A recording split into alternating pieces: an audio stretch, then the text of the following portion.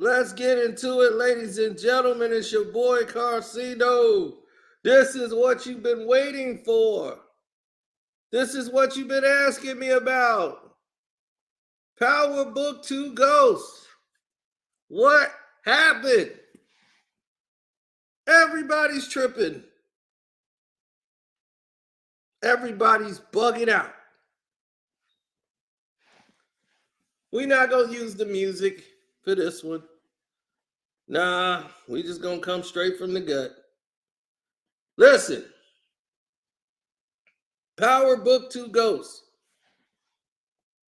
Everybody has seen the episodes. They're going into season 4, and it is the direct spinoff.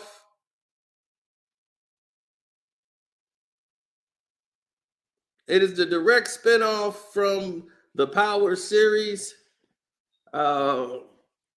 Power Book 4 with Tommy. He's got his show. We never got the show that we were supposed to get,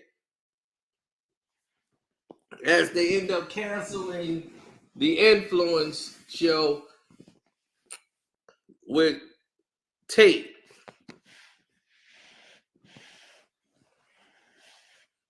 They just integrated Tate into the series.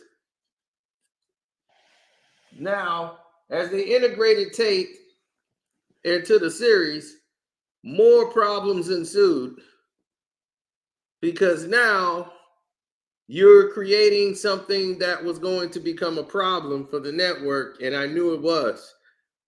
As a show goes through seasons and seasons, there are contracts. Okay? A lot of you guys aren't privy to the ins and outs and the workings of how a television series work. Now, this man says it's the best series. This person right here says that the show is trash. Power Book 3, Raising Kanan, to me is the best show that they have out of all the Power series. And why is because of the fact that it's a prequel. And you get time to develop it as you go, as people don't know about these characters, and you're introducing them to the world at the speed where you get to write and develop, and these are new characters. On Power Book 2, there's a lot of characters that you've seen since season 1, but the characters were not developed correctly, and they're still underdeveloped.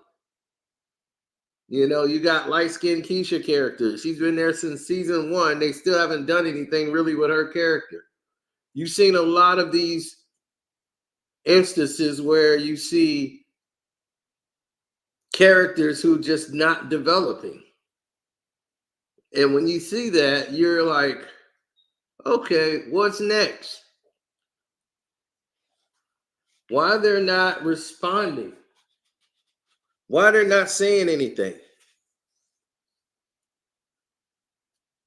And, well, one of the main reasons is because this show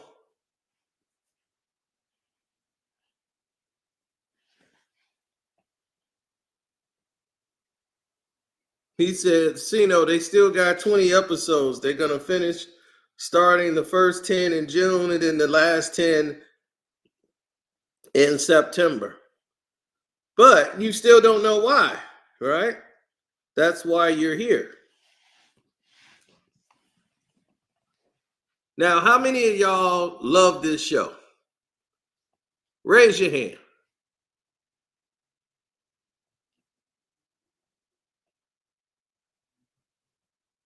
If you love the show, raise your hand. Or let it be known in the comment section. Is this your show? Let it be known.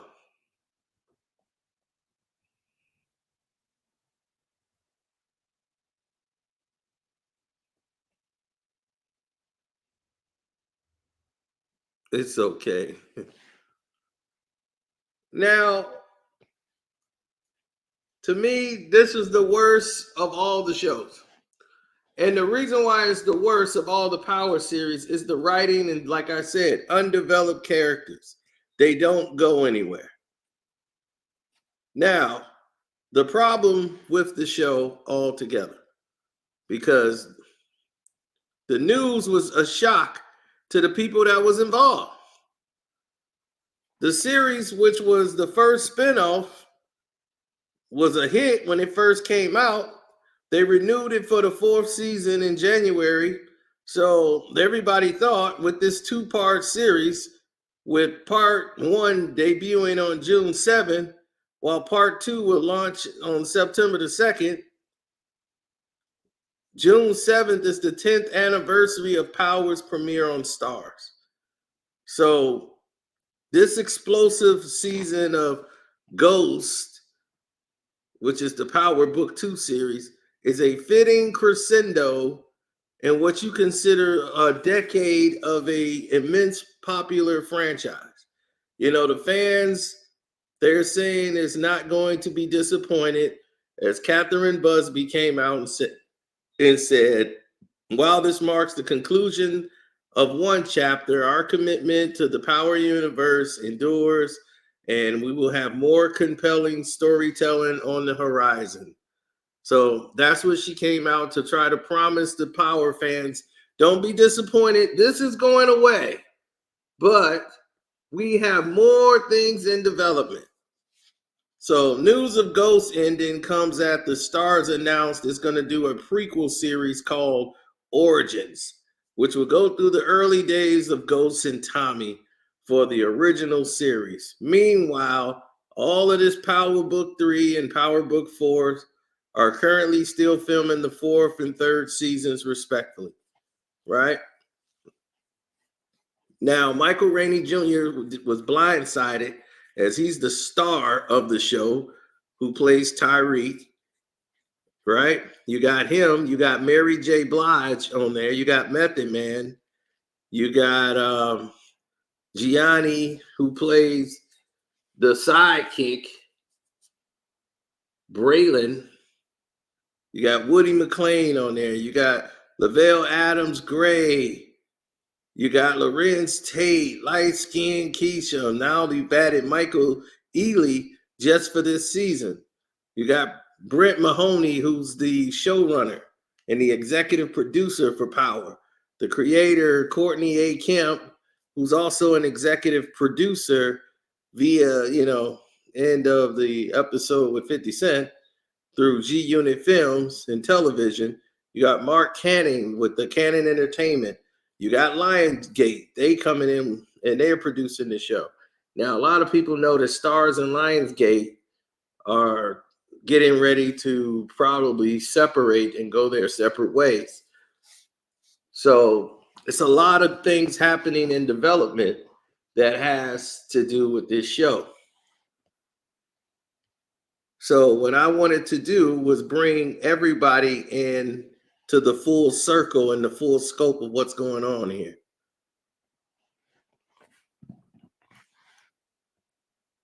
Well, that's nice. You're very light-skinned. Now, when you see Carcino, you see a person that knows exactly what the hell he's talking about. Absolutely all the time, every time. I give it to you real. The real reason why this is happening, people, is the budget. It costs more for Power Book 2 than any of the other shows. As I spoke up earlier about contracts, how contracts work, as the show goes on, the cast is going to want more money. And this is what people don't realize, is that you got to pay these characters. They don't just keep the same amount every year. Once that contract is up, you got to renegotiate. And based on the ratings and how well the show is doing, they're going to ask for more money. It's only natural. Why do you think Power ended the way it did? Power ended because they were getting to the point where they were going to have to pay. And this is why you didn't see Ghost come back. They decided to just kill Ghost off quick.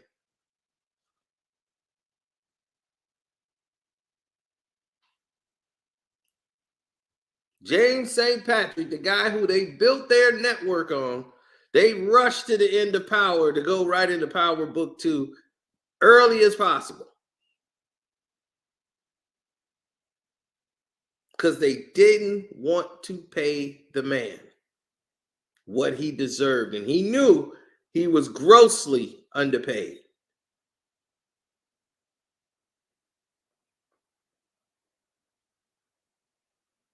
Now, imagine that. Omari Hardwick, right, was only being paid $150,000 per episode.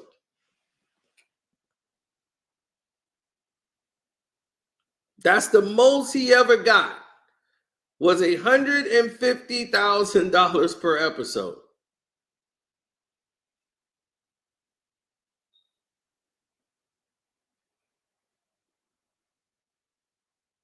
Mary J. Blige for Power Book 2 is getting paid a whopping $400,000 an episode.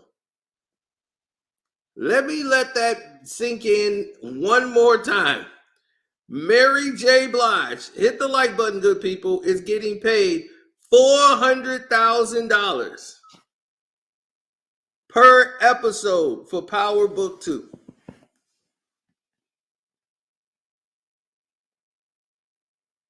$150,000 is not even fathomably a lot.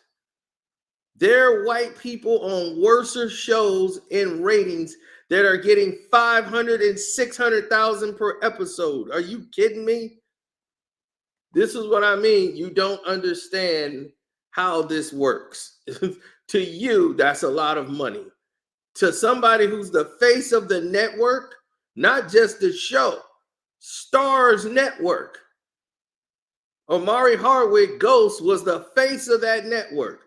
Without Power, Starz would be right back in the gutter. Power made that show go. Nobody had Starz. People went and subscribed to Starz and downloaded that app for Power.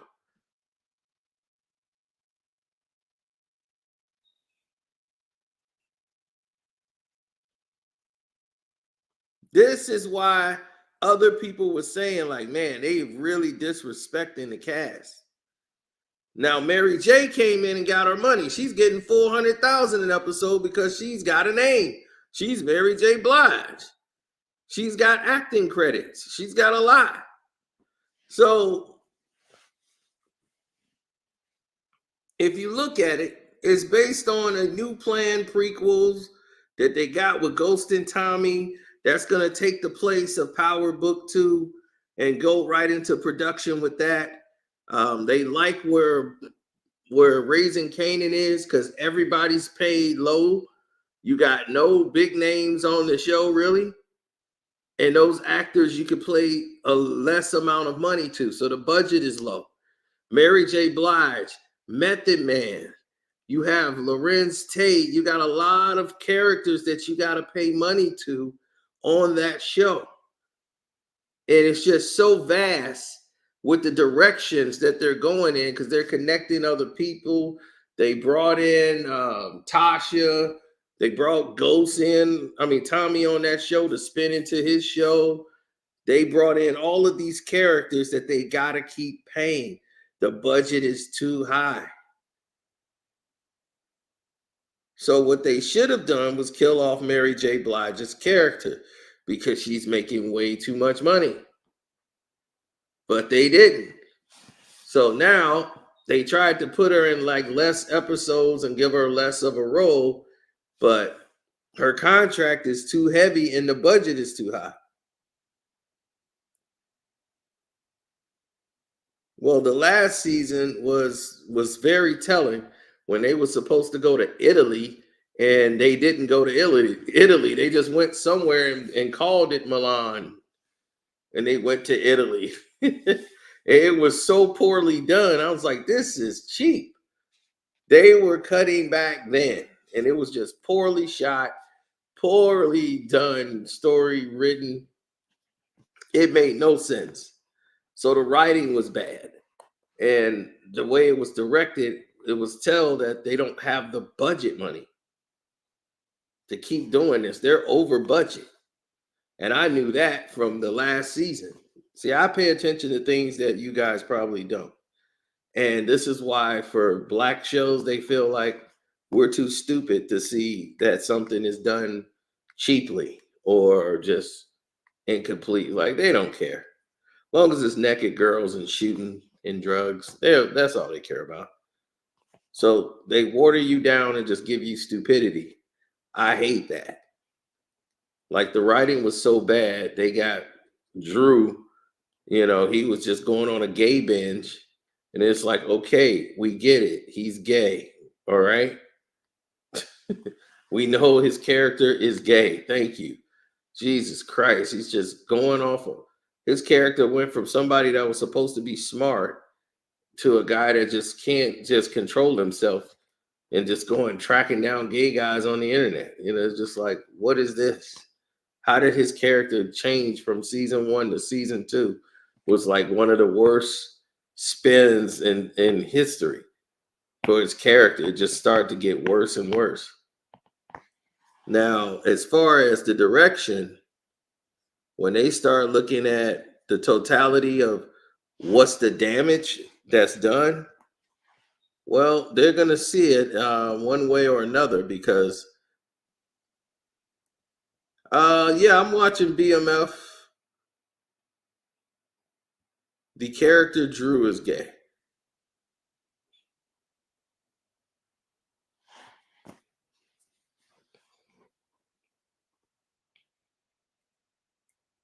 Yeah, I just watched the third episode of BMF, and it's funny because they kind of messed up. uh, they had the young Tupac on there, but they kind of messed up the Jack the Rapper because that didn't go down in Atlanta like that. That was in St. Louis. That Jack the Rapper, I believe, was in St. Louis. But I don't know. The one that they doing is kind of crazy.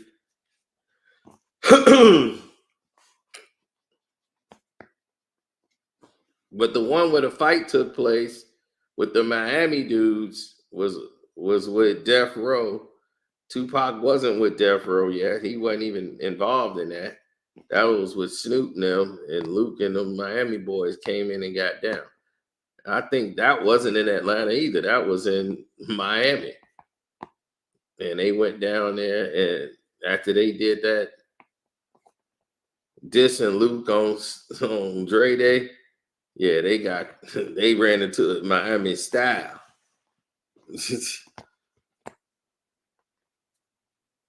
Yes, that was supposed to be Tupac. Even in the credits, they say young Tupac Shakur.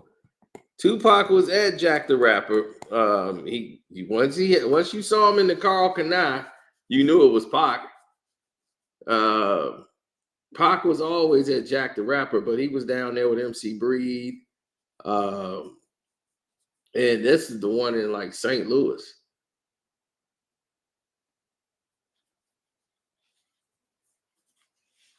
Yeah, Jack the Rapper was in different locations.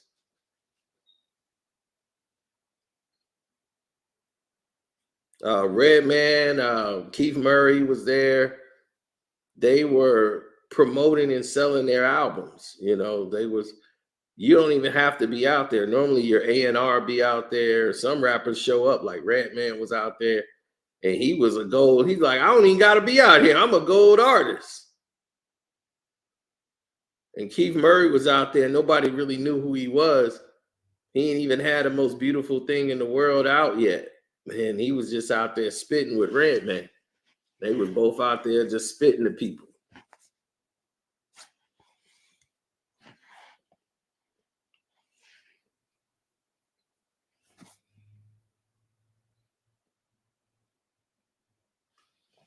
Lala character is just to be a gold digging thought who's supposed to look good and take off her top and show her boobs and her fake booty. So that's what she's there for.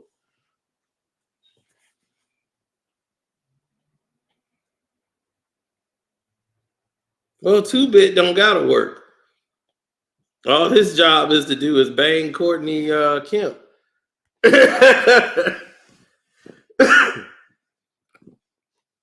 That's 2-Bit job.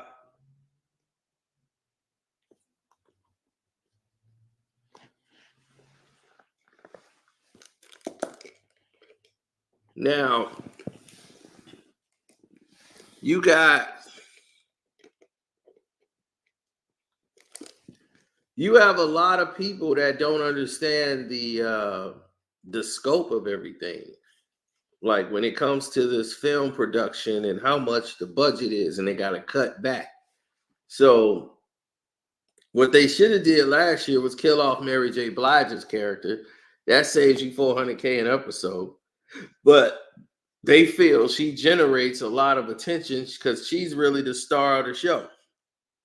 She's making more than Tariq per episode.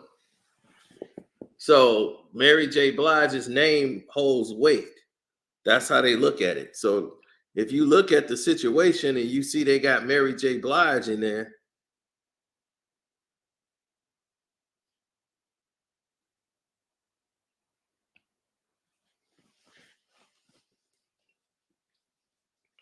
I don't like Tyreek. Well, the writing has ruined his characters. He's supposed to be someone that's smart, but yet everything he's done has been borderline just moronic. But he was supposed to be the next better version of Ghost. You know, nothing he's done has been smart. Yeah, well, that's you starting a show with somebody that don't nobody like. Oh, they're gonna move Detective Rodriguez to go after Tommy Egan, which doesn't make any sense because Tommy Egan, if the FBI, he's already wanted for a murder in New York. So if he's wanted for a murder in New York, why wouldn't the FBI, knowing he's alive, or the Chicago Police Department, even though they got him declared as dead, they see he's well and alive in Chicago. I'm quite sure they would find out through the database that he's supposed to be deceased after being wanted for a murder. Knowing that he's alive, they would have extradited his ass all the way back to New York City. He would have been picked up on the streets, arrested, brought in, and shipped to New York City. He wouldn't be walking around in the daytime like, what do you think? The murder case just didn't get solved?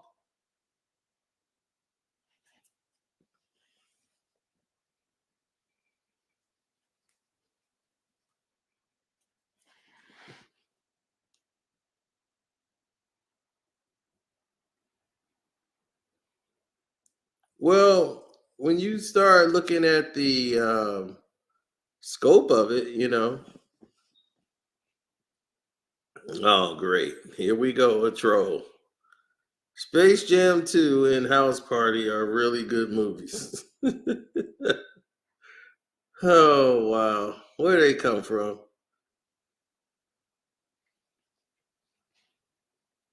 Hollywood is going bankrupt. No, the streaming world is messing up a lot of money. Um, that's what's messing up Hollywood. People are afraid to put their movies at the movie theater unless they know people are gonna go. A lot of people went to the movies and just saw Doom. Doom was killing at the box office. Uh, Doom Part Two. Now, I wasn't hugely invested into this movie um, because the first one was just basically all a setup movie for this one. So this one had a lot of action in it, but it was long and drawn out. And you're just like, is this over yet? So you kind of want to get through the motions of everything. But when you don't get through the motions, um,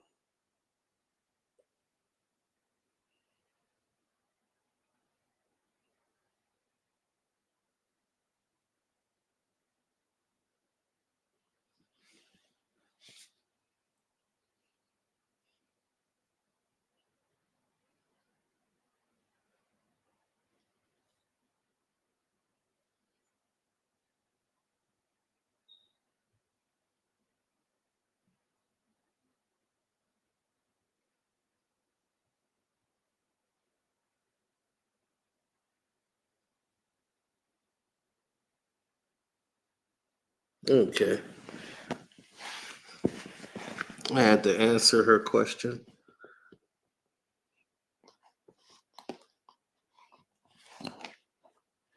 See, I like to see people who are progressive, and this person is progressive, progressive thinker, and wanted to get in there.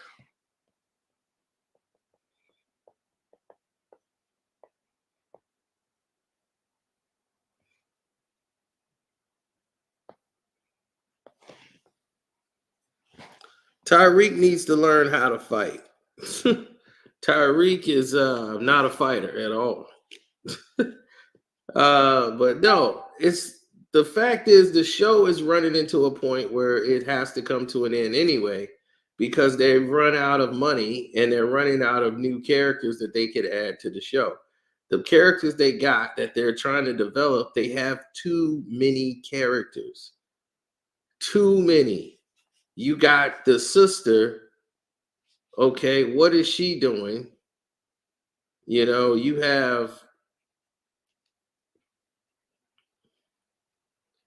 got Tariq character, him and Braden, where they gonna go. You got Effie in there with Kane, right? Diana, the sister. You got Drew, the brother. Too large of a family, too many moving parts. Mary J. Blige still sitting in the bar, running the bar. Drew is just gay and angry. They got Poppy out of there. So now Diana is still stuck on Poppy. Now you got this female boss who's supposed to be this drug lord empire, but she can't get Tariq. Then Mary J. Blige is sitting there angry and upset about what's happening. Tariq is gonna go gun for gun with Mary J. Drew and Diana are on the run.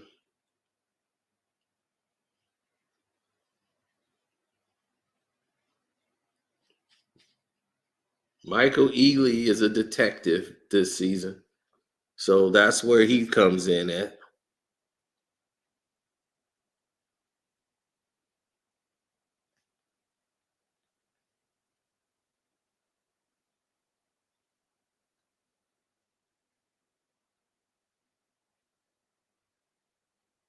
Somebody loses a whole shipment of drugs and some fire.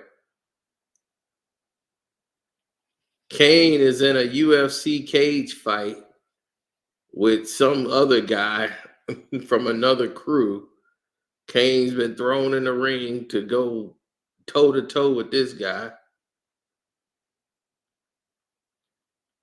Tariq is shooting somebody, and that's the new season 4 trailer. Next thing you know, Tariq is in a suit looking like he's baby ghost.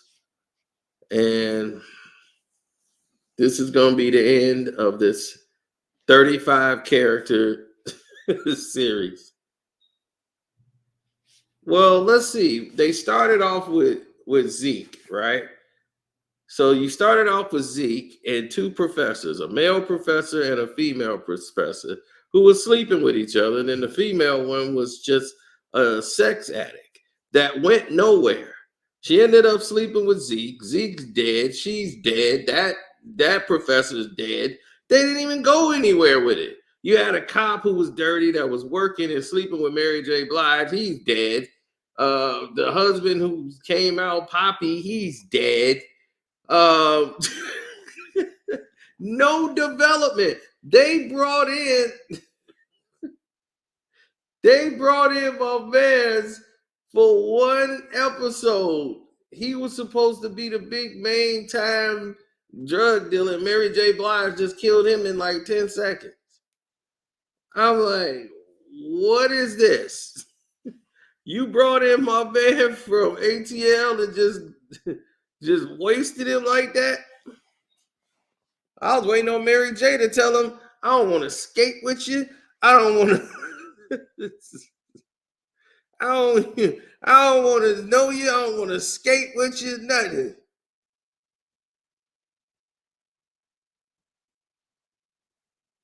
Yeah. They way past the line. Mecca. A guy, a fake ghost. They bring in fake ghosts. And for what? Just to wipe him out. He was a useless ghost. He's dead right along with Zeke. Made no sense whatsoever.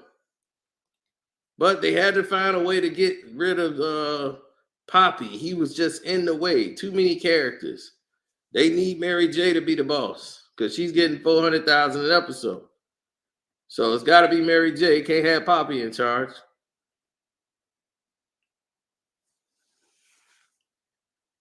Well, the only thing that really saved it was that dinner scene. Diana, you disappoint me, Diana. I can't believe you would do such a thing.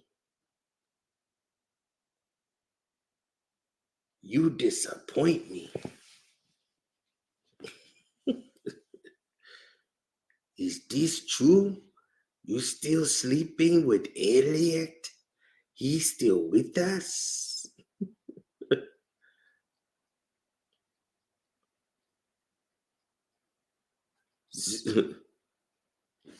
I ain't the only one sleeping with somebody, mama.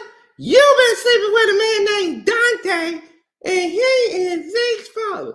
No, TC, you better stop. That ain't my daddy. No, that ain't no. See, this ain't even my birthday. This is the wrong date. No, they do have an Ezekiel cross. Zeke, you're 22 years old. Oh my God. I violated NCAA rules. I will be ineligible. But I didn't lie. You lied. You lied. Zeke!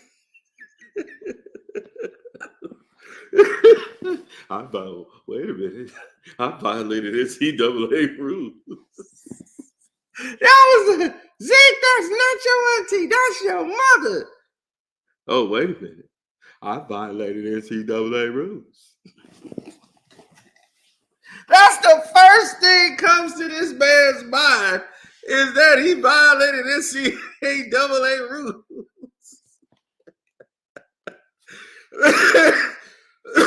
He just found out his auntie is his mama and that he's 22 years old and not 18. And go, wait a minute, they're going to say I violated NCAA rules. But I didn't lie. You lied. See, no.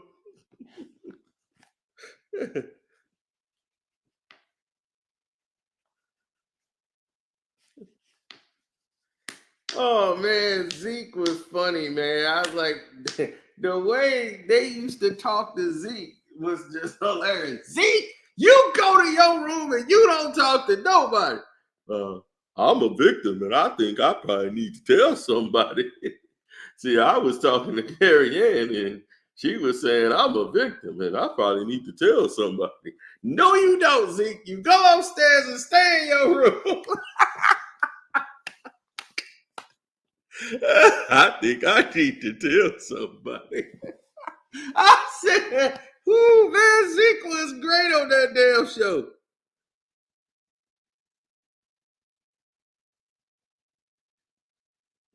Oh, you forgot Stephen A. Smith. Steven Jackson ain't really my nemesis.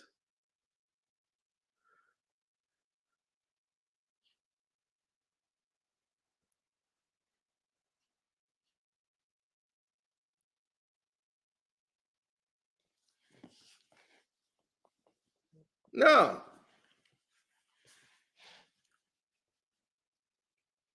When you start getting into the gist of it, they had Zeke out there just mad crazy. Oh, yes, definitely hit the like button, good people. Subscribe to the page, hit the notification bell. Yes, sir.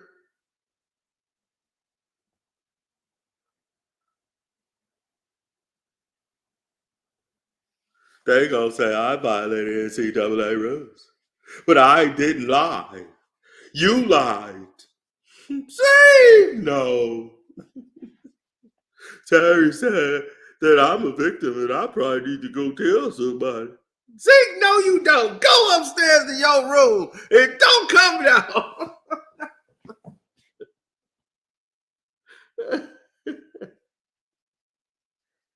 Is it true? This your son? You disappoint me. You get out of this house and you don't come back.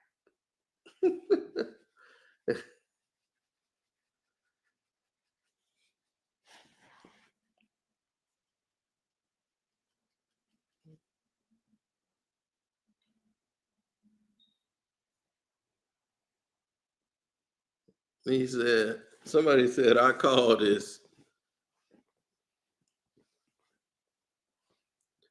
I mean, that was another thing. Cooper Sacks.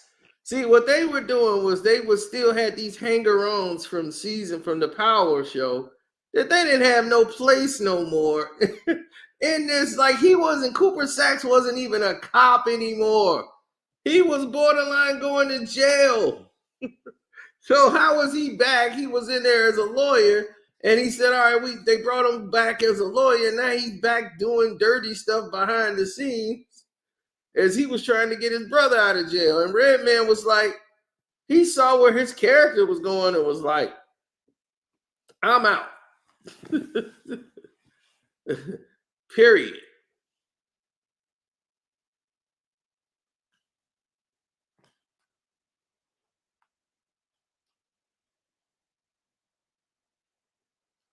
Right. It wasn't like he had a definite role on the show.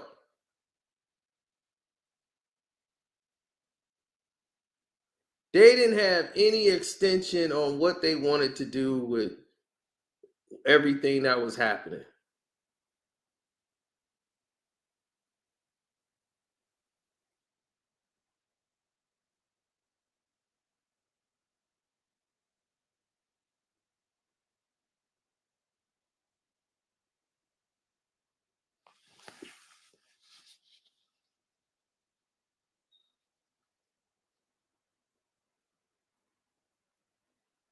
Well, when you don't have the right everything in line, these scenarios go against you.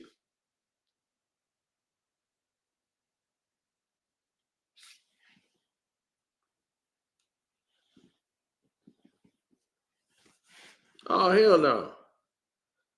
The writing was just part of the problem.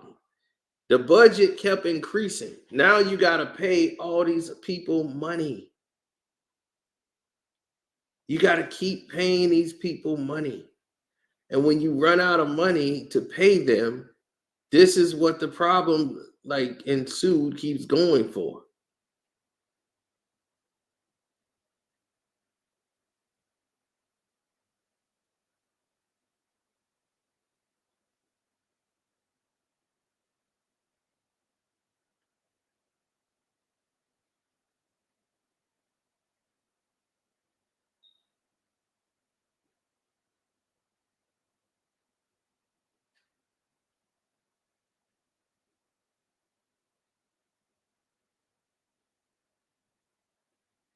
No, no, no. You don't want to go that route. You see, here's the problem that most people have with the television show. You got to show the direction of the characters that's happening. They got to start to progress and move in a way where they're excelling, right? They're excelling to a higher ground. But if they're not, then they're just stuck in the same place, and you don't want that. You don't want to be stuck in the same place. You want to actually grow. That's the key. You want to say, hey, I'm progressing. I'm moving up. I'm not staying stagnant. I'm actually showing progression. Now, the problem that people have is that they can't do that. They don't know how to grow. So they just stay stagnant in one spot.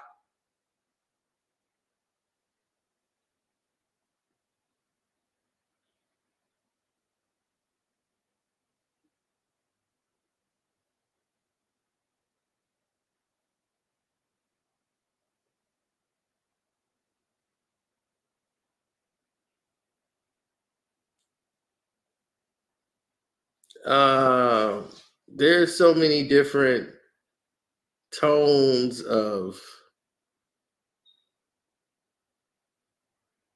well, it's hard to understand why people move in a way that they do.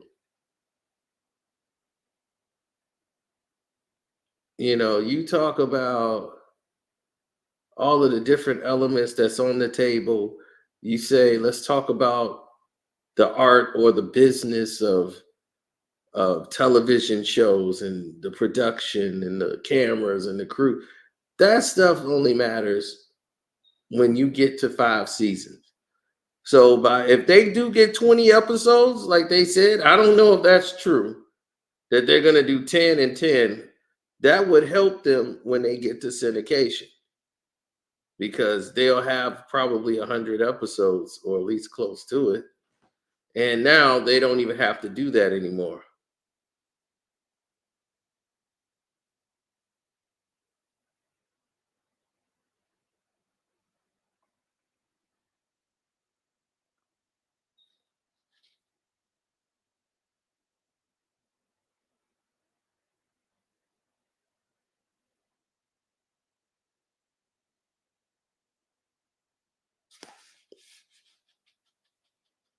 Well, it's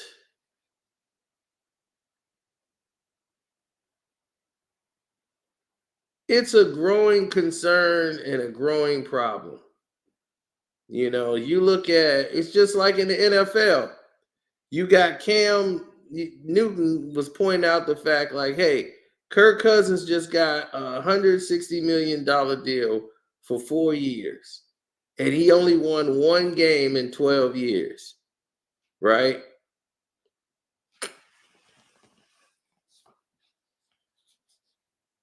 $180 million, damn near all guaranteed money for him. So Kirk Cousins, I told y'all, would go down as the richest quarterback to play in his game. He is cashing out completely and has not won anything but one playoff game in 12 years. And no one has batted an eye and said, what the hell is they doing paying Kirk Cousins all of this money?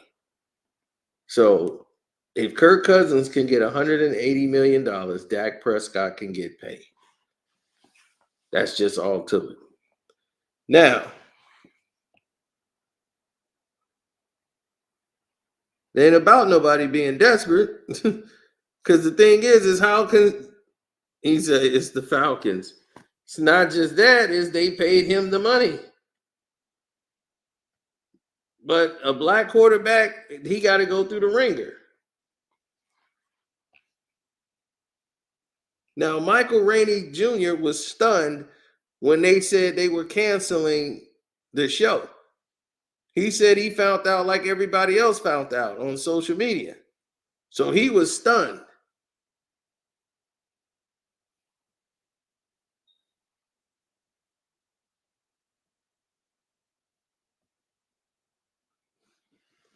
Now,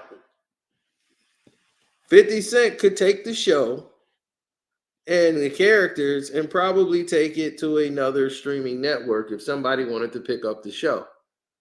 Let's say they wanted to continue the show somewhere else. But somebody else is going to have to be willing to pay Mary J. Blige's character $400,000 per episode unless they kill her character off. Now, if they kill off Monique or whatever her name is on the show, if they to take her character out, then where would they be? Because you have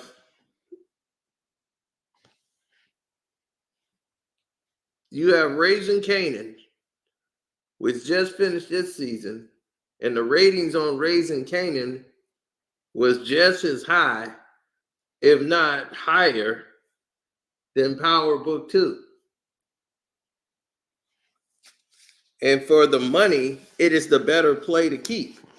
It's saying, wow, look at what we're paying out for Power Book 3 and look at what we're paying for Power Book 2. We're getting about the same numbers. And we got a lesser cast. You think about it. They look how small the cast was on Power Book 3. You had the Michael Myers brother that was on there. You had his character. You got Rock, Kanan, and you got the two brothers. That's it. So you probably got about 6-7 characters that you feature every week. That's it.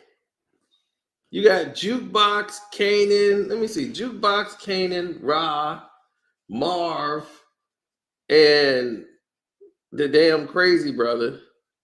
That's 5 right there. 5 characters. Then let's say you got Unique, Crazy Brother, and you got Sean. 8 characters. All together. 8. Then Omar Epps' character would make 9.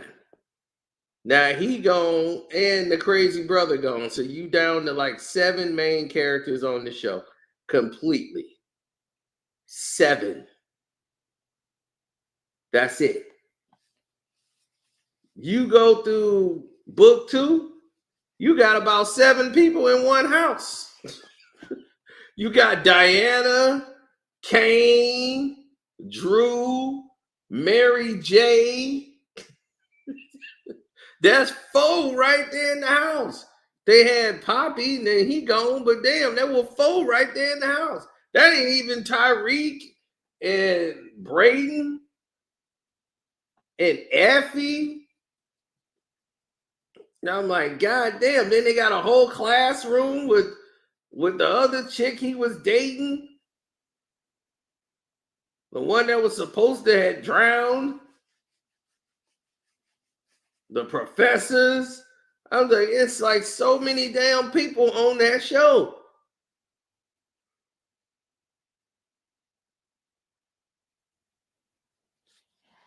A backstory of Effie. Totally unnecessary. I mean, that was some writing development that went nowhere. Well, the problem is you got too many cooks in the kitchen. If you got so many cooks in the kitchen, it's only so much people can do. This is why we try to tell people all the time, like, look, Lorenz Tate was never supposed to be on the show. They killed the other doctor, got her out of the way to move Tate in there. So you got Lorenz Tate on there. He was supposed to do his show, but they didn't have the budget or the space for it, and they moved in BMF. Well, the Tate show didn't work out because they were spending too much money on Power Book 2. So they was like, wow, we're spending all this money here and we're doing book 3 and that's working. And then we got book 4. They was like, it's just too much. And now we got BMF coming. So we ain't going to have any space to put out these 2 shows. Now, right now, they supposed to be getting ready to start filming season 3 and season 4. Season 3 of Tommy Force. And then you got Power Book 3.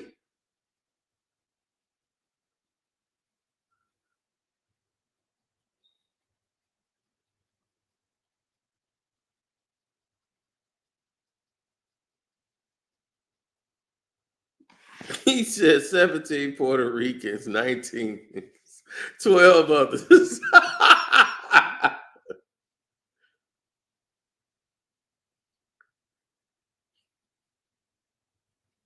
Lies were all over the place. Well, I'm seeing that with BMF, man. Like this season, the budget has been really minimal as compared to the other two episodes. These Atlanta episodes have been like underdeveloped.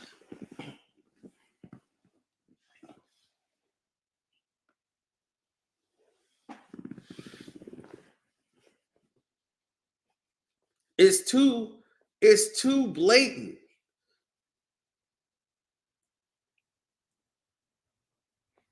It's way too blatant. If you look at the situation, it's too blatant.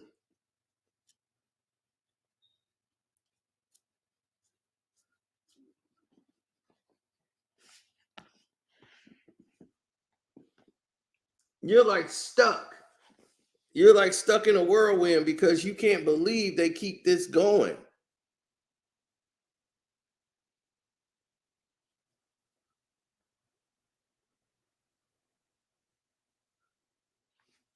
That Tupac had me rolling. Well, it was a way to get Pac in there. Um, I think that's kind of out of place, but I think they just put Tupac in that scenario and that Pac was in the fight that took place. But I don't think he was even there at that Jack the Rapper when they had the brawl.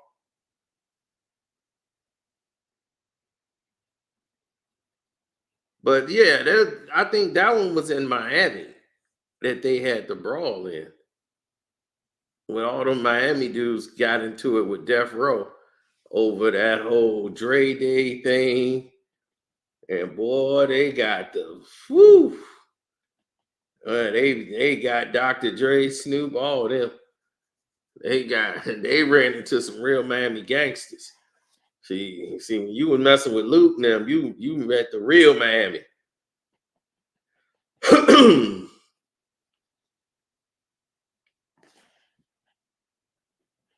It was looking just like Players Club. Miami style. Yeah. Right. It'd be a little skinny dude in a damn Miami Hurricane shirt kicking all kind of ass. Yeah. JT Money and that Poison Clan, they didn't play. Walking around talking about to let another man suck your stick. Only punks talk like that. Let me catch a boy, smack you with this gat. Come through the DL, smoke it. Get your face, get your head and your chest open. You junkers ain't nothing but soft town.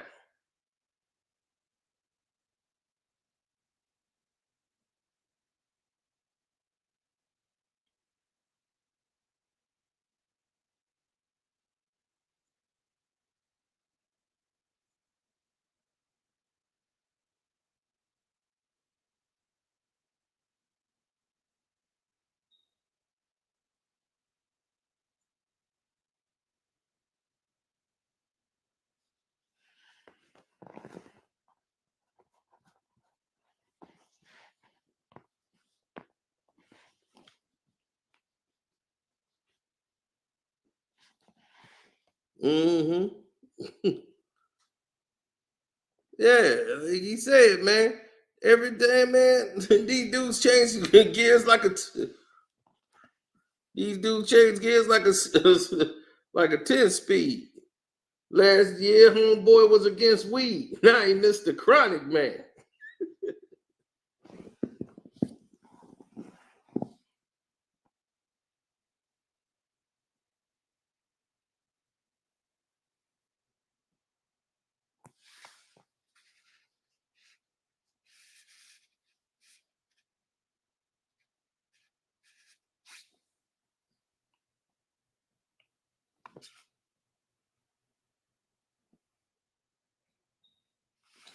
Well, I try to save people all the time, man. That's my problem. I got to stop trying to save people. I got to let people just drown on their own.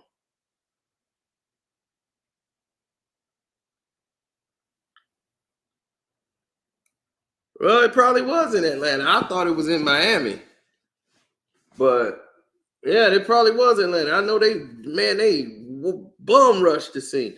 I don't remember Pac being at that one. I remember him at the one in St. Louis where it was almost a fight.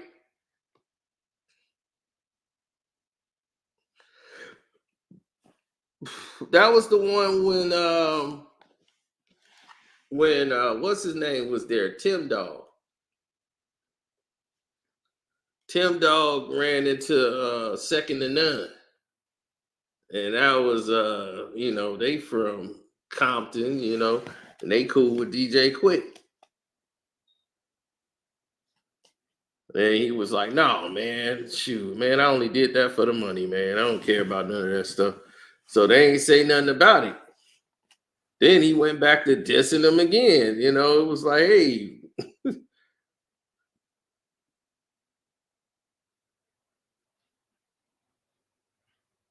I don't know if he was there at that brawl day. He might have been. I don't know.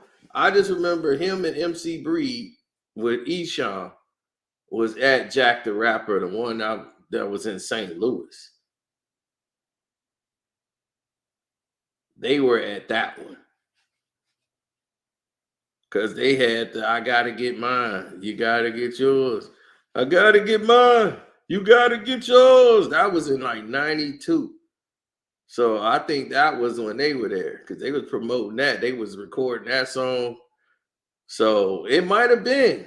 I mean, they might have been there when that kicked off, but I don't remember Pac getting in the fight and doing that and have nothing to do with that.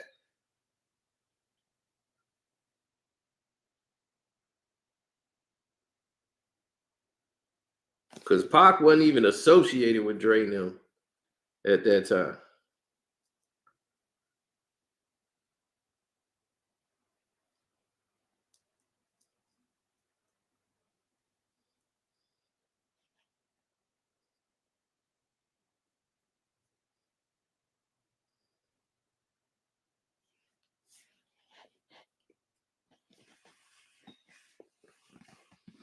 No, they were gonna be on Tupac was gonna be on the tour with I ain't never told y'all this, but I'm gonna tell y'all right now.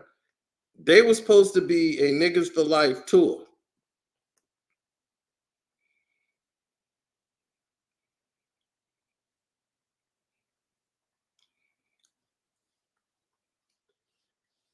That was supposed to be a Niggas for Life tour.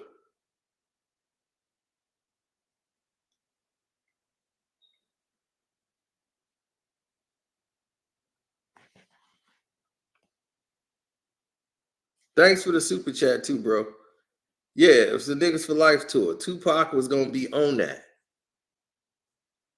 They was gonna have I think Digital Underground was and Pac was finna have his debut album and he was gonna be on the tour. But they was finna do same song. They actually was on the video set same song when they recorded it. They was in the studio and Pac was there with me. He met Dre and them. They was saying what's up and all that. But they was supposed to be on the same tour.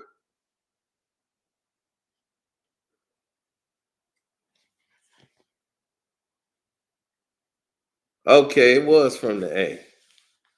Okay, yeah.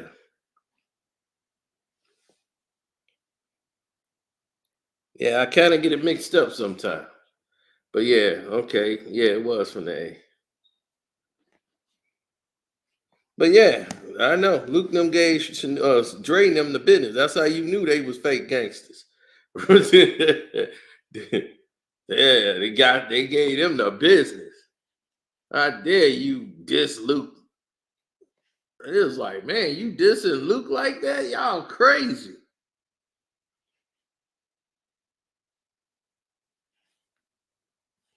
This is not finna go the way y'all think.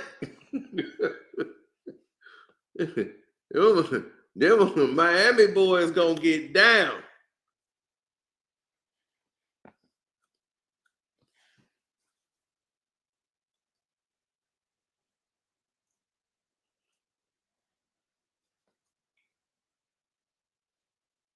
Well, they didn't bring none of the heavy hitters with them. They ain't bring none of them dudes from Cali.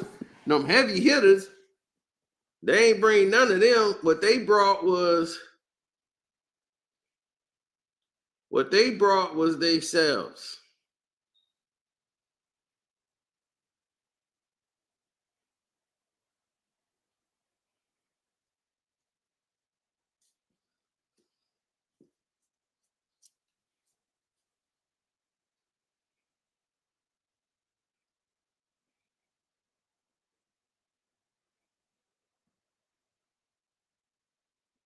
Reggie Wright.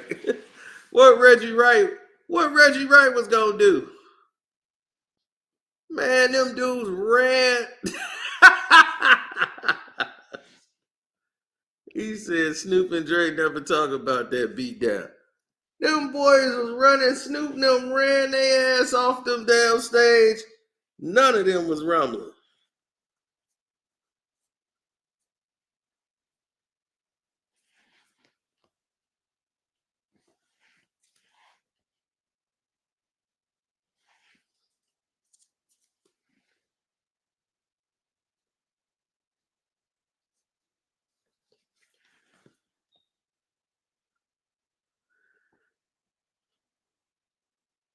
He said, I remember that.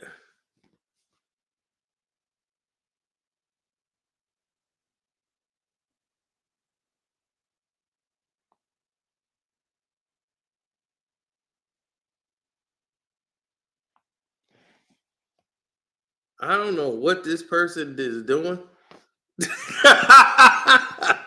Like, what? Everybody's pregnant with Tariq and Kane and Braden's and Don's baby.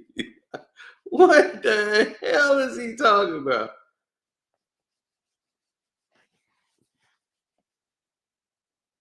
Reggie wasn't around in 93. I believe that too. I don't believe he was there at that time.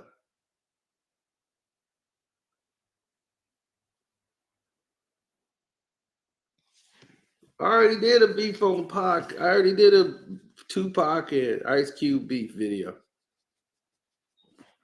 And this stupid dude from Bomb First gonna come over here and jump in the comment section and gonna just try to troll, to try to get some back and forth going so I could talk about them.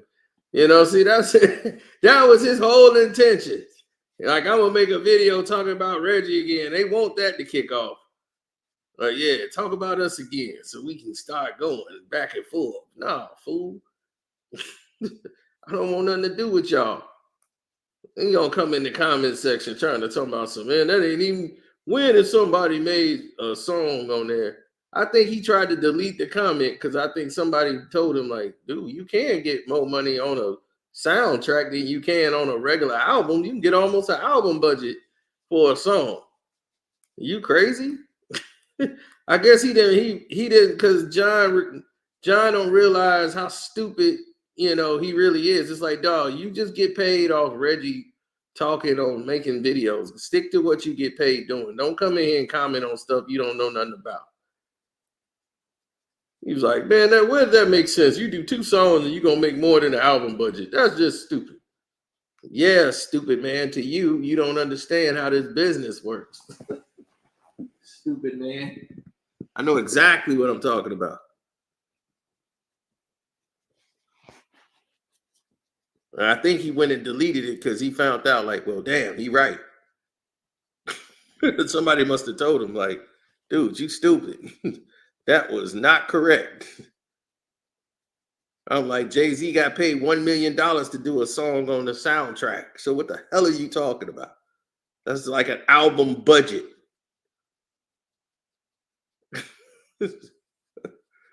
That's like, so what is you talking about? That's what I'm saying. There's people just real dumb, man. They don't just understand they just try to troll so much and just try to go after somebody. And it's like, dude, really? All you do is talk about 1996 and 7 all damn day long. I ain't gotta, I don't even know how they keep conning people with that. Every day. Reggie, yeah, see, when I had this, me and Suge, we did that. Me and Suge, we was broke. Me and Suge, we did this and that. Me and Suge, yeah, okay, you was broke. You was this, you was that. What you doing now? Waiting on a white man to pay you and give you some money.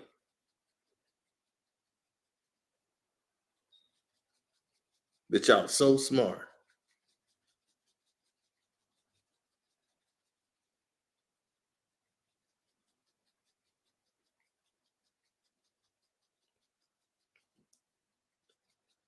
Right. Pac was getting paid $350,000 for the Pain song. He barely even did it on Above the Rim soundtrack. They paid you more money on soundtracks. That was movie money, movie budget money. So that was big money.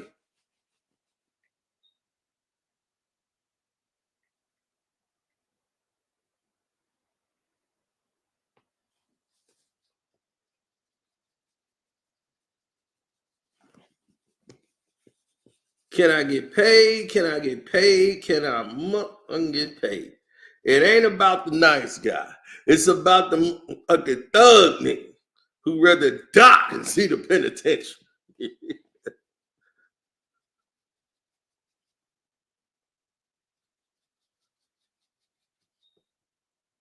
Right. I was always rocking with Pac back then because that's what I'm saying. We was already fans of Pac. So if most of these people didn't know Pac to doggone Death Row days. And then I run into all these Death Row Pacs all the time. Yo, Pac, man, he was the man, dude. He just didn't live long, man.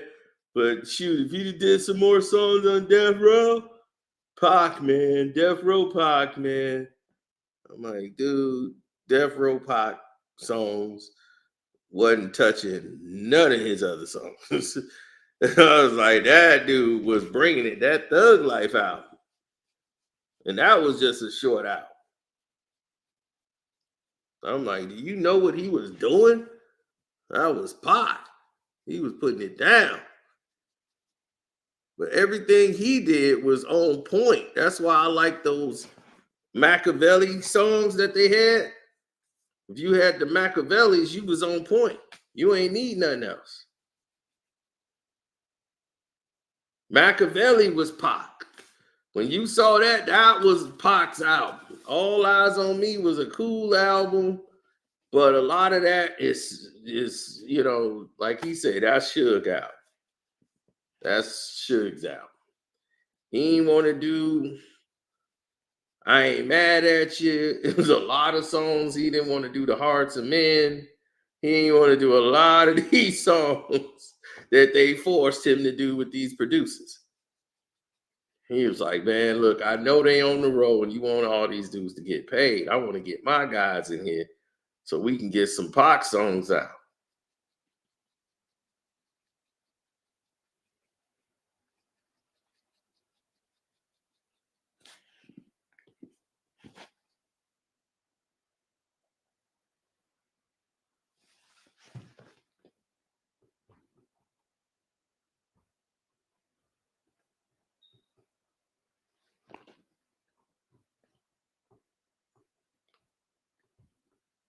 Devontae did that beat. I Came to Bring the Pain. He did that song. And Pac just used that Method Man because he used to love that song. When Wu-Tang came out and the Method Man song came out, Bring the Pain, that's the song he used to hear a lot in New York. It was everywhere. I came to bring the pain, hardcore to the brain. Let's go inside my natural flame. So that was his song. So he used that hook, and Method Man got credited for the hook for Bring the Pain. So Method Man was getting credit for that. I don't know how much money he got, but Def Jam got paid.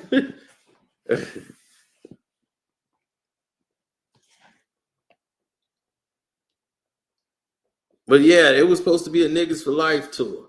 They were getting ready to put the tour together, and it was going to be the largest earning tour in the history of rap at that time.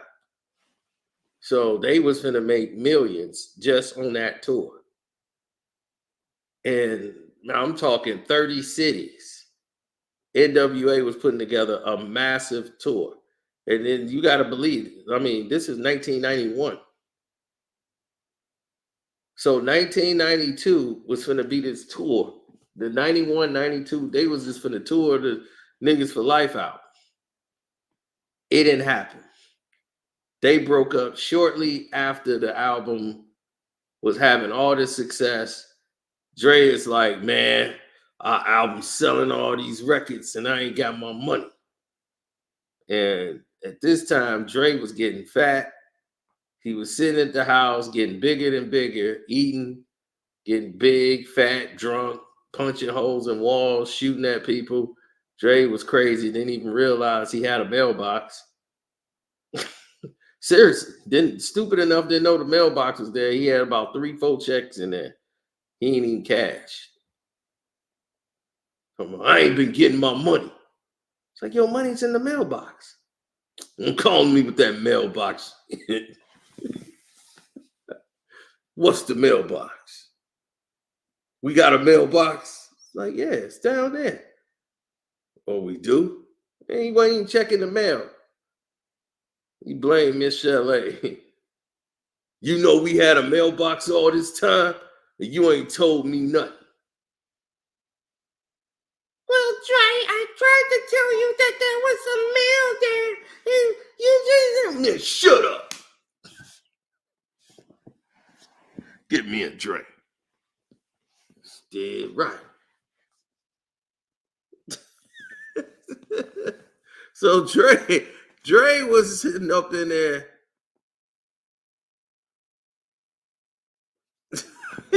Dre was at it.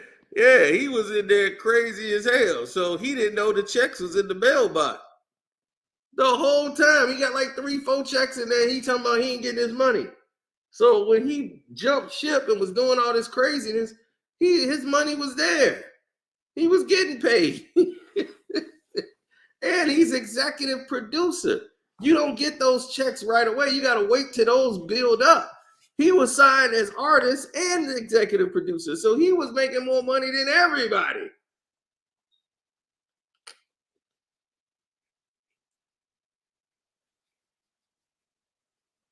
He had produced Miss Chalet's album. He was getting paid off that.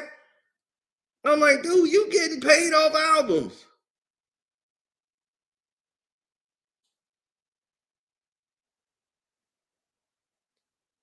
Yeah, he was beating everybody in. Shoot, he finna get a Hollywood Walk of Fame for whooping on everybody.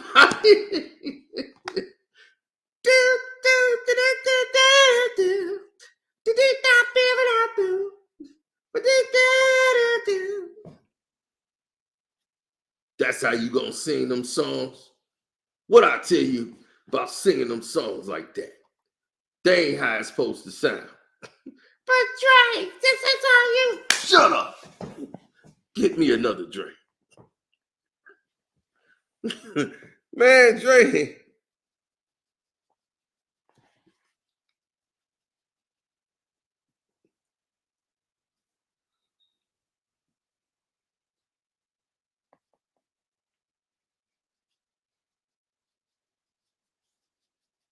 Man, Dre done smacked up so many chicks, it was crazy. Cause if a chick try to mess with me while I'm full of liquor, I smack the chick up and shoot the nigga that's with her. That's the kind of nigga that you're listening to. Talk to you for a minute, dip my dicks in you. I mean, they played that song in court. They played that song in court. So this ain't the first time when they tried to use people's lyrics. They trying to use lyrics. They tried to use it on Dr. Dre to show and illustrate what kind of man he was. They played Find Him, Fuck Him, and Flee in court. So when a chick tried to diss me, wallet full of liquor, I smacked the nigga. That's what. You see, Your Honor, this is the kind of mindset this man is on. He gets drunk, he smacks the woman up, and shoots the guy that's with him.